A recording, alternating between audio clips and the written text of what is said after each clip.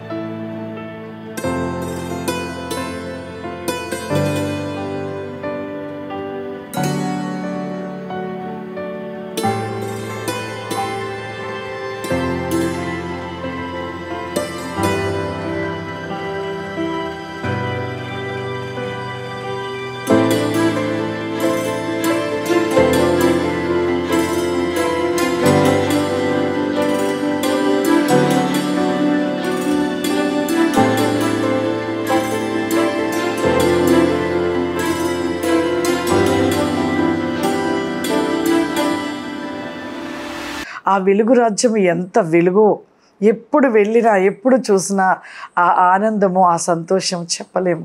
ఎందుకు అంటే భూమి మీద అటువంటి వెలుగు లేదు. ఆ గొప్ప వెలుగు కలిగిన రాజ్యంలోనికి మరి దూతలు నన్ను తీసుకొని అలా వెళ్తూ ఉన్నారు. వెళ్ళగా వెళ్ళగా ఒక వెలుగైన స్థలము, ఆ స్థలములో ఒక తోట ఎలా ఉందంటే వరి పొలం ఎలా ఉంటుందో అలాగే ఉంది, సేమ్ అలాగే ఉంది. కానీ అక్కడ ఉంటున్న వరి ఎలా ఉంటుందో పచ్చగా ఒక పొదల వలె ఉంటావో, అక్కడ కూడా పొదల వలె ఉన్నవి. కానీ ఆ తోట అంతా కూడా మన ఆనియన్ ఎలా ఉంటుందో కలరు, ఆ కలర్లో ఉన్నవి. ఆ తోట కిందంతా బంగారము, చుట్టూ బంగారము.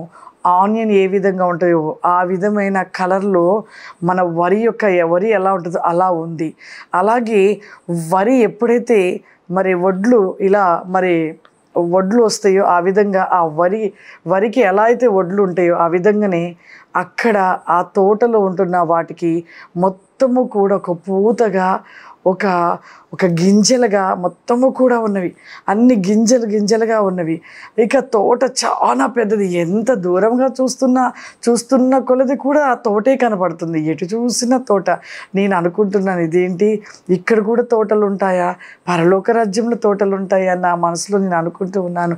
ఎటు చూసిన వెలుగు, కింద చూస్తే నీళ్ళు లేవు, కానీ చాలా మరి ఎంతగా అంటే పూత మరి ఒక గింజలుగా ఉన్నవి.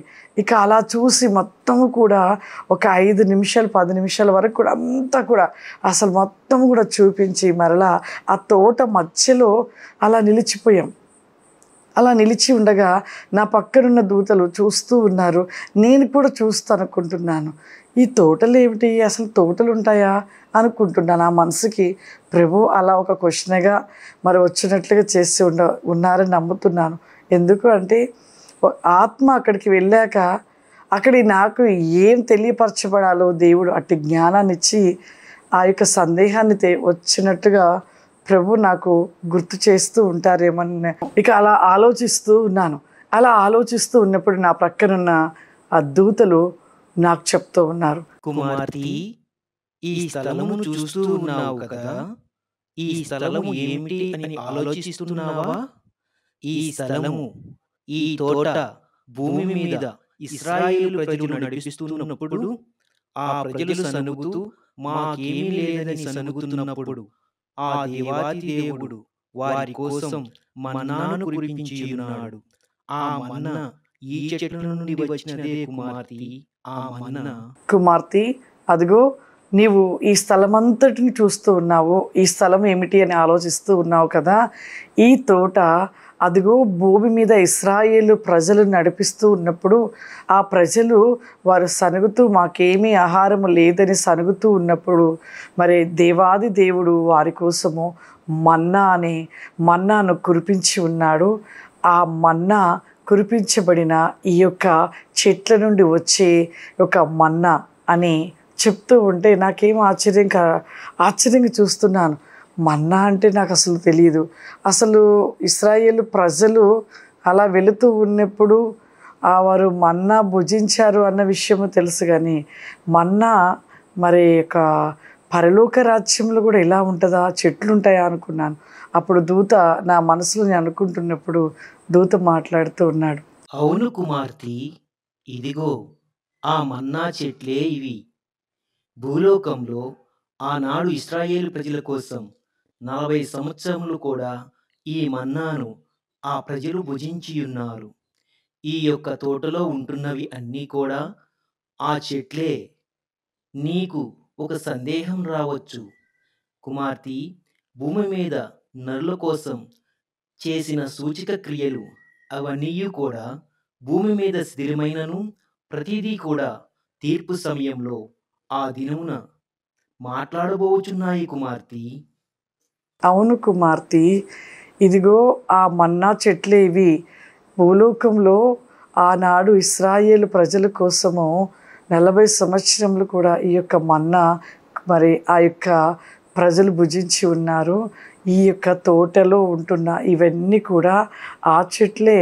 నీకు ఒక సందేహం రావచ్చు, ఇదిగో కుమార్తె, భూమి మీద దేవుడు నరుల కోసం చేసిన సూచక్రియలు అవన్నీ కూడా భూమి మీద శిథిలమైనను ఇక్కడ ప్రతిదీ కూడా నిలిచి ఉంటుంది. తీర్పు కాలములో, తీర్పు సమయంలో ప్రతిదీ కూడా ఆ దినము మాట్లాడబోచున్నవి అని చెప్తూ ఉండగా నాకు అలాగే ఆశ్చర్యంగా చూస్తున్నాను. ఇదేమిటి, తీర్పు కాలంకి ఇవన్నీ కూడా దేవుని ముందు నిలవాలా అని నా మనసుకు అనుకుంటున్నప్పుడు, అవును కుమార్తె, దేవుని ఎదుట నిలవవలసి ఉన్నవి. అంతేకాదు, భూమి మీద ఉన్న ప్రతిదీ నిలవవలసి ఉన్నదే. దేవునికి నరునికి మధ్యలో జరగబడిన సూచక క్రియలు అన్నీ కూడా భూమి మీద శిథిలమైనను ఈ పరలోకములో ఈ స్థలములో నిలిచి ఉంటాయి. ఎర్ర సముద్రము రెండుగా చీల్చబడినది, నోవాహు ఓడ, ఇంకా ఇటువంటివి నరులకు దేవునికి మధ్యలో జరిగినవి అన్నీ కూడా ఈ రాజ్యంలో నిలిచి ఉంటాయి కుమార్తె.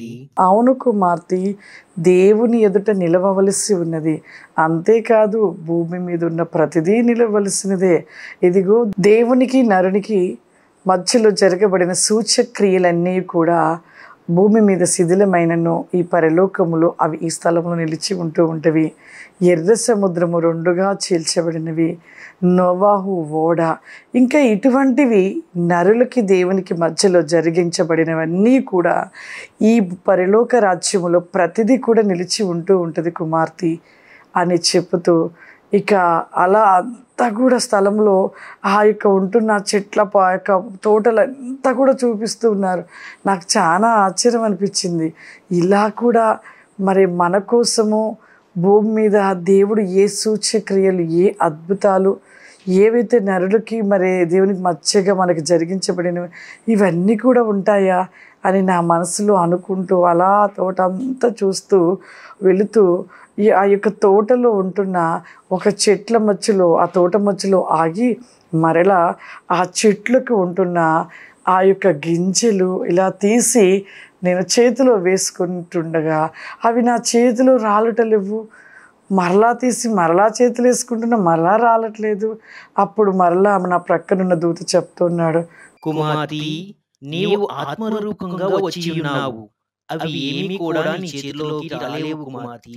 ఎందుకనగా నీవు ఆత్మరూపకంగా ఈ పరలోక రాజ్యంలోకి ప్రవేశించి ఉన్నావు. కుమార్తె, నువ్వు ఆత్మగా వచ్చావు, నువ్వు అవేమీ కూడా నీవు నీ చేతిలోనికి రానేరవు అని చెప్తూ ఇక అక్కడ నుండి మరలా దేవదూతలు నన్ను తీసుకొని ఇక మొత్తం కూడా చూపిస్తూ తిరిగి మరలా నా ఆత్మని మరలా నేనున్న స్థలంలోనికి చేర్చారు. నాకు చాలా ఆశ్చర్యం అనిపిస్తున్నది. అందుకే మన పరిశుద్ధ లేఖన గ్రంథంలో ఒక మాటగా రాయబడి ఉంటుంది. నిర్గమాకాండము 16వ అధ్యాయము 31వ వచనము. ఇశ్రాయేలులు దానికి మన్నా అని పేరు పెట్టిరి, దాని తెల్లని కొత్తిమీర గింజల వలె నుండెను. నిజమే, చాలా మనం ఎలా కొత్తిమీర గింజలన్నా అని ఇక్కడ రాయబడినట్లుగానే అక్కడ మాత్రము ఒక పూత వేయబడి ఒక గింజలుగా ఉన్నవి.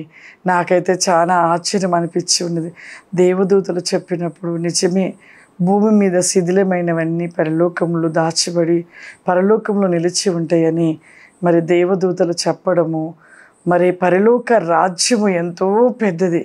నేను అనుకుంటాను భూమి మీద ఉన్న ప్రతిదీ కూడా అక్కడ నిలిచిపోయి ఉంటుందేమో, ప్రతిదీ కూడా ఉంటుందేమో అని నా మనసుకు నేను అనుకుంటున్నాను. కానీ దేవుడు మాత్రము సూచ్యక్రియలు మరి మనుషులకి మరి దేవుని మధ్యలో జరిగినవన్నీ కూడా మరి ఇక్కడ శిథిలమైపోయినను పరలోకంలో నిలిచి ఉంటవని మరి దేవదూతలు చెప్పడము.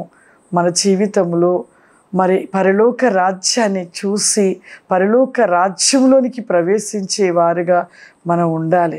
చూడండి, దేవుడు ఈ భూమి శిథిలమైపోయిన వాటిని కూడా అక్కడ ఉంచాడు అంటే మన జీవితంలో కూడా ఆ పరలోకంలో మరి ప్రతిదీ కూడా మన కోసము సిద్ధపరచబడి ఉండాలి. అంటే ఈ భూమి మీద మనం ఎలా ఉండాలి, ఏ విధంగా ఉంటే అక్కడికి మనం చేర్చబడతాము. ఒక్కసారి ఆలోచన చేయండి. పరలోకము ఎంతో గొప్ప గొప్ప వెలుగు కలిగిన రాజ్యం.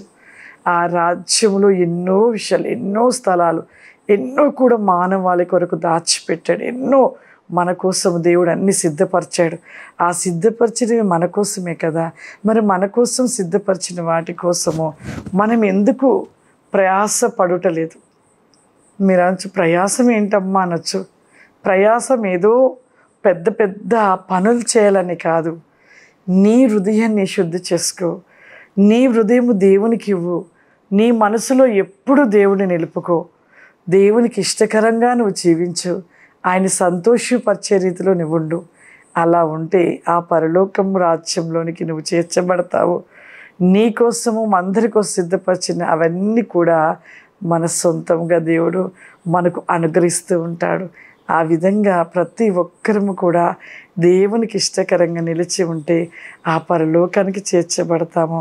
నిజంగా ఇశ్రాయేలు ప్రజలు ఆనాడు తినిన మన్నా ఏ విధంగా ఈ భూమి మీదకి చేర్చబడ్డదు. కొంతమంది అనుకోవచ్చు ఆయన నోటి చేత, వాక్కు చేత మన్నా కురిపియబడ్డది అనేసి. ఆయన నోట వాక్కు చేతనే, కానీ మానవుడు భుజించేది మరి శక్తి ఆత్మకి, శరీరానికి ఈ లోకరీతైన భోజనం కావాలి. కాబట్టి అక్కడ కూడా ఈ లోకరీతి భోజనమైన మనం ఏది భుజిస్తామో అక్కడ కూడా ఆ స్థలంలో అన్నీ కూడా నిలిపి ఉంచడము, అక్కడ ఉండడం అనేది గొప్ప విషయం, గొప్ప మర్మం కూడా.